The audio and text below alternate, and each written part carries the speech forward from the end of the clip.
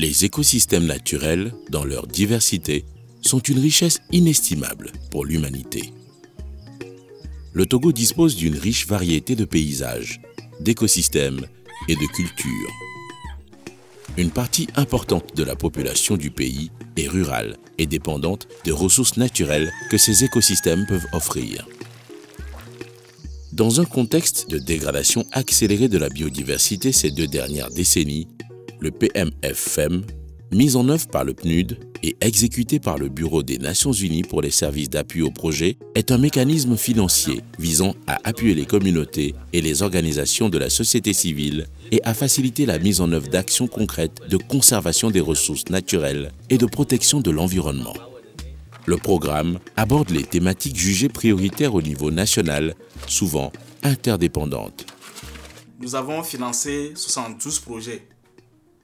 Et la plupart de ces projets ont délivré des résultats très intéressants.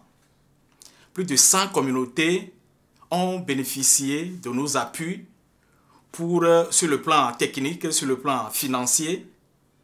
Et ce sont des moyens que nous avons mis à leur disposition pour résoudre non seulement des problèmes environnementaux, mais aussi pour améliorer leurs conditions de vie. À la prison civile de Lomé, l'ONG 2ID a réalisé dans un contexte particulier d'un établissement carcéral le projet pilote de valorisation des boues de vidange en biogaz. Ce projet consiste à produire de l'énergie, notamment du méthane, alimentant les cuisines de la prison à partir des boues de vidange produites par le complexe pénitentiaire. Toujours à Lomé, une autre expérience de gestion des déchets concerne la collecte et le recyclage des équipements électriques et électroniques. Le projet a été conçu et initié dès 2012 par l'ONG ASDI. Mais c'est l'appui du PMFM qui a permis son décollage effectif. Il consiste à mettre en place un système de formation de réparateurs d'appareils et un circuit innovant de collecte, de recyclage et de traitement des déchets électroniques et électriques, car ceux-ci constituent une importante source de pollution, dite cachée. À Agomeseva, village situé au sud-est du Togo, l'association des Camilés a mis en œuvre le projet d'électrification de ce village en utilisant exclusivement l'énergie solaire. C'est un projet innovant et à fort potentiel de diffusion pour l'électrification de communautés ne disposant pas de l'accès au réseau public et éloignées de celui-ci. Le projet a démarré en envoyant 4 femmes illettrées en Inde. Et elles sont parties en Inde pour 6 mois, elles ont eu une formation en électrification solaire. À leur retour, on a commandé des composants solaires. Donc quand les composants sont arrivés à Agomeseva, les 4 femmes ingénieurs ont monté les panneaux solaires sur chaque ménage, enfin sur 153 ménages actuellement. L'ONG Agide, installée à Thiévié, ville située au nord de Lomé, a mis en place le projet d'évaluation et de vulgarisation de bioinsecticides à base de champignons pour la production maraîchère durable au Togo. Le PMFM a permis de développer une gamme de produits phytosanitaires insecticides venant compléter et renforcer la gamme déjà existante de fongicides et d'engrais à base de champignons. Par exemple,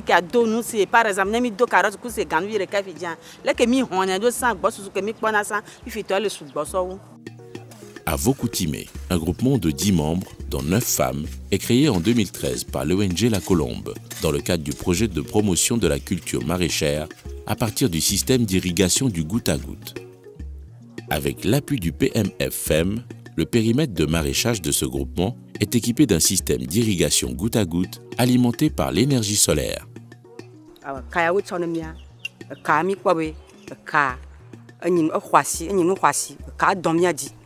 Dans la préfecture des Lacs, au sud du Togo, l'ONG Mopib a initié le projet de restauration et de maintien de la fertilité des sols par des pratiques agroécologiques de production.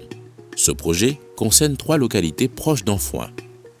Il a adopté une approche intégrée et communautaire de restauration des sols par l'introduction de légumineuses, le compostage, le petit élevage et le reboisement communautaire.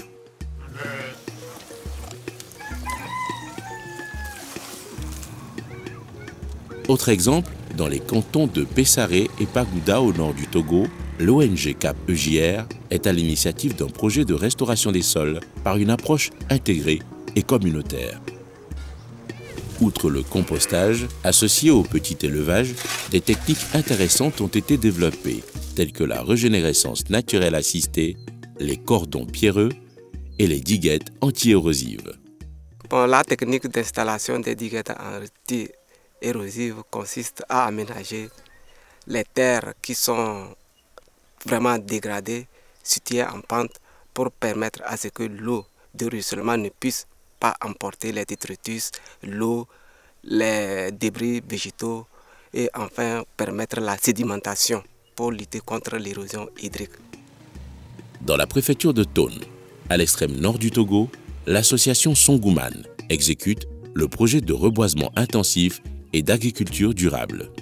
Ce projet multifocal répond à l'urgence posée par les problèmes pesant sur des populations très vulnérables, notamment la coupe excessive des arbres pour le bois de chauffe et les revenus tirés de la carbonisation.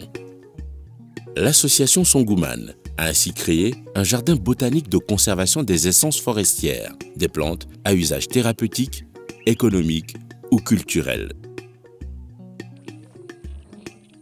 Dans l'étang d'Afi, dans la vallée du fleuve Mono, au sud du Togo, survit une population d'une trentaine d'hippopotames. Ces hippopotames étaient menacés de disparition en raison du braconnage et des activités humaines dans la mare. Grâce au projet d'appui aux populations riveraines pour une meilleure conservation des hippopotames exécuté par l'ONG CEDAC, les capacités des communautés riveraines de la mare d'Afi ont été renforcées pour la gestion participative effective d'un écosystème humide très riche et la valorisation du potentiel écotouristique des hippopotames.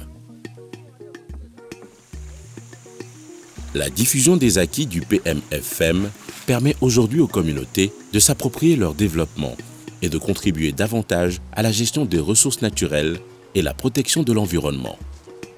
Elles sont ainsi appelées à œuvrer pour le renforcement du lien entre développement local, lutte contre la pauvreté, réponse aux défis environnementaux, protection de la biodiversité et aménagement durable de leur territoire et paysages.